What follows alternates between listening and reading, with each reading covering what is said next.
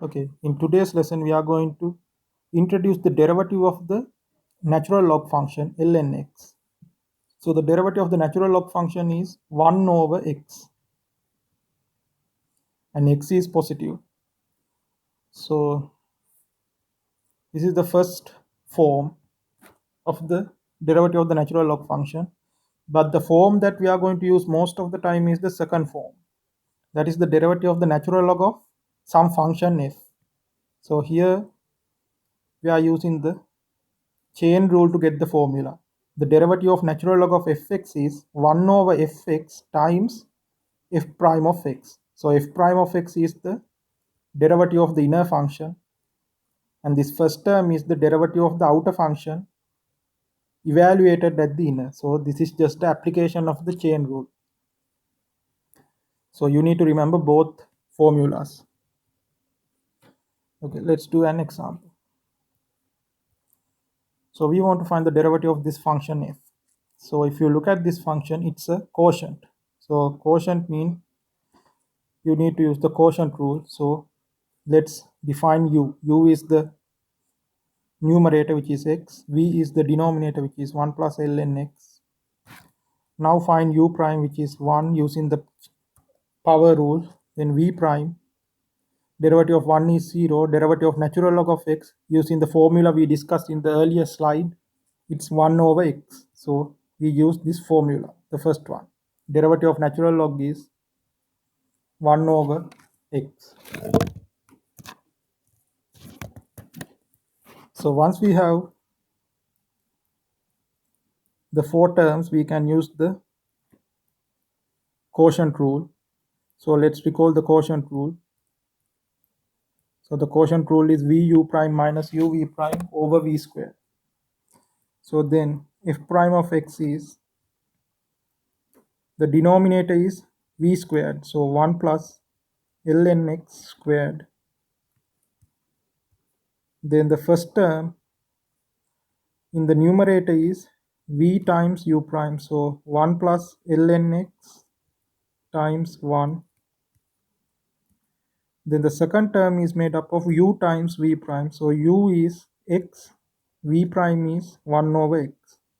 So now just simplify this, so you can cancel x. So the top becomes 1 plus ln x minus 1 over 1 plus ln x squared. So again we can cancel 1. So then the final answer is ln x over 1 plus ln x squared. So that's an application of how to use the natural log rule for the derivative. Okay, let's do one more example. So here we are going to use the second rule. So derivative of ln fx. The rule was 1 over fx times f prime x. So because what's inside here is not x, it's a function. So then we need to use the second form of the derivative rule. Okay.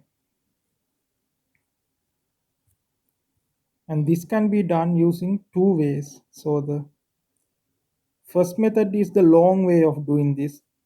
I'm just going to give you guys the idea of the first method. So for the first method, we are going to use that second rule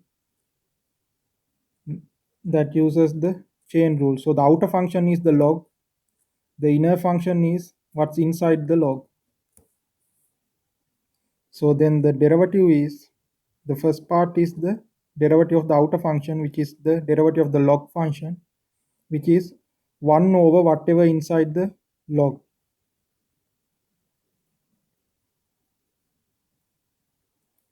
Times, you need to find the derivative of the inner function. So what's the inner function?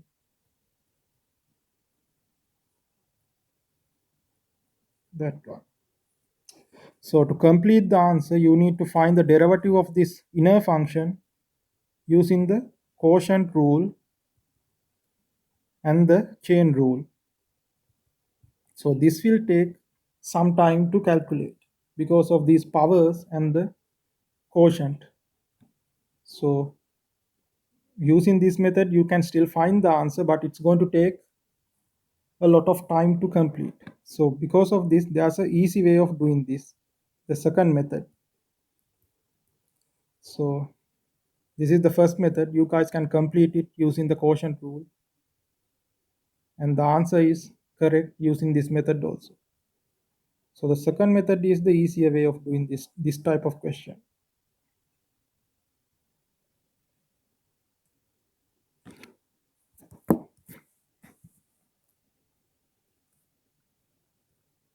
So the second method,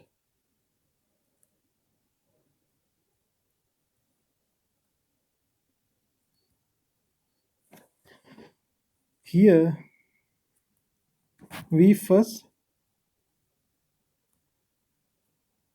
simplify the log expression. We get rid of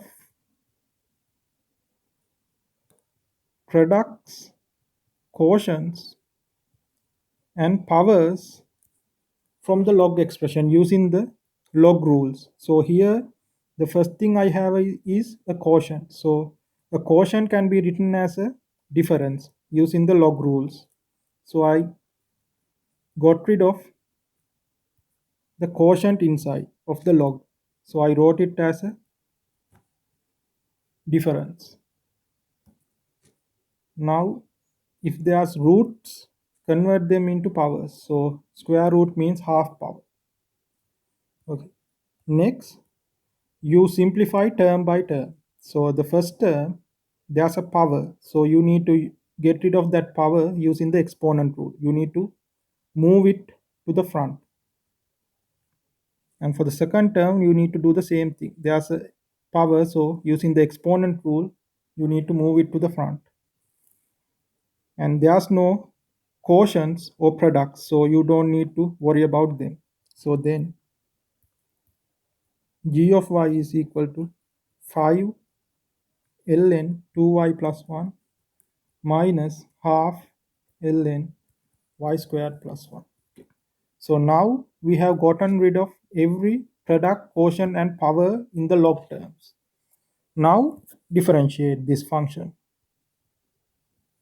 So 5 times the derivative of the natural log is 1 over whatever is inside the natural log times derivative of the inner function. So derivative of 2y plus 1 is 2 minus the second term's derivative. So the derivative of natural log is 1 over whatever is inside. So 1 over y squared plus 1 times the derivative of the inner function y squared plus 1, that is 2y. The derivative of y squared is 2y, derivative of 1 is 1. So now simplify this. So the derivative of g is 10 over 2y plus 1. You can cancel 2. So y over y squared plus 1. So this is easier than the first method because we didn't have to use quotient rule or the product rule. So we avoid a lot of messy work because we don't need to use the quotient or the product rule when we get rid of all the products, quotients, and powers from the log terms. So this is the recommended method of doing these types of questions. Okay. Now let's see another derivative formula. So this is the derivative of the exponential function for any base. So we already know the derivative of the natural exponential function, which is e to the x. So now we are going to find the derivative of any base. So a is any positive value, a is not equal to 1. So for any base, what's the derivative formula of the exponential function? So we set y equals to the exponential function with base a. Then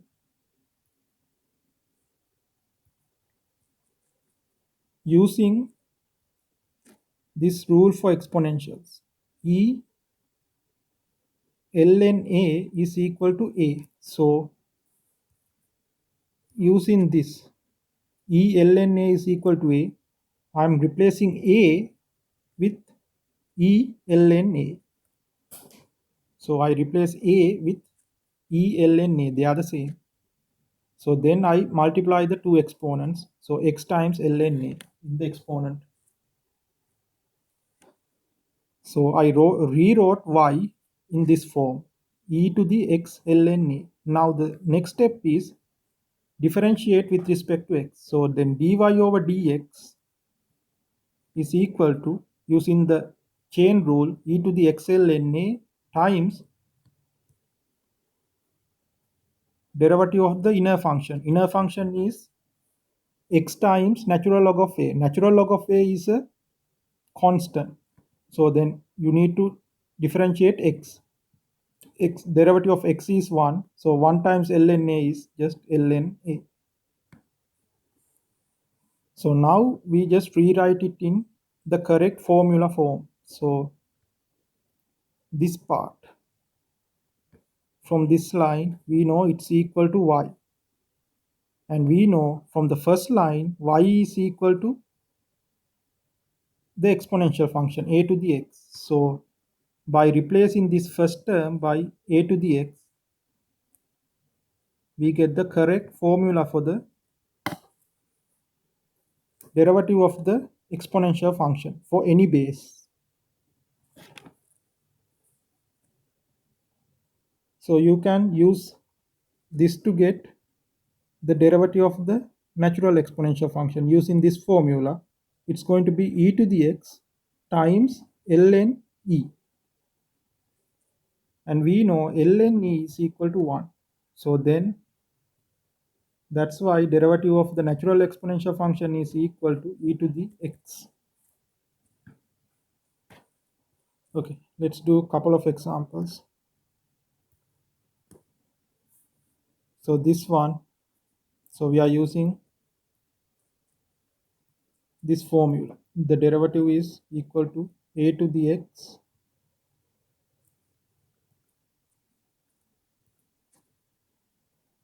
times natural log of the base a. So for this one, base is 3. So f prime of x is equal to 3 to the x times ln the base. Base is 3. Okay. Then the second example, base is 5. So then dy over dx is equal to 5, whatever's inside, times ln base. Base is 5 times, here we need to use the chain rule, the derivative of the inner function.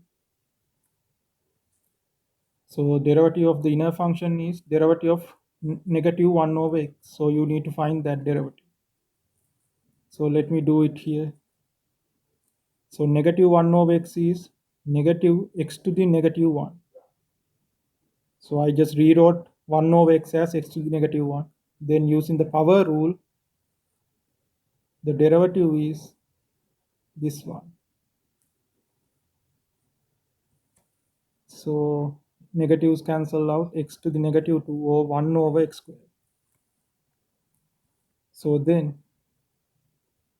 derivative of y is 5 minus 1 over x times ln 5 times 1 over x squared. So this was an application of the chain rule. So the outer function is the exponential function, and the derivative of the exponential function is found like this using this formula. So this is the derivative of the outer function evaluated at the inner. Then the second part is the derivative of the inner function. You need to find I prime. So I is negative 1 over x, and we found that derivative to be 1 over x squared. So you get the complete answer. Okay, so I will stop here today. See you guys next time.